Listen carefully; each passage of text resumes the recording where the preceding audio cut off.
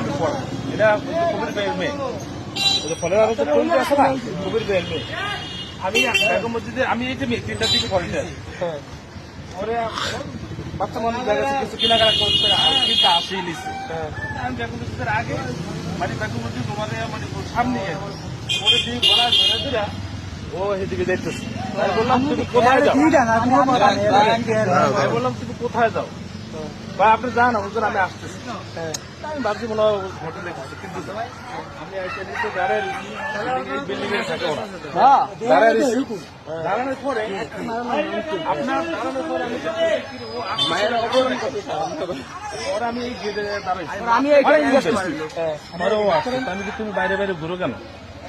হুজুর আমি আসতেছি এত জান। আমি কি তুমি এখন 10-15 মিনিট আমি দাঁড়িয়ে রয়েছি, ওদিকে এসে বসে চিনে ওকে দোকান আসতো আবার আরো আছে, আর ওদের লোকজন তো আসে বাসায়। আমি ভাবছি এইটা আমি আর ভালো মতো পরে আমি ওরা বললাম যে তুমি কই গেছো? হুজুর হ্যাঁ আমার কলা কিনে আমি আমার এটা বুঝি হ্যাঁ আমার কলা কিনে দিব।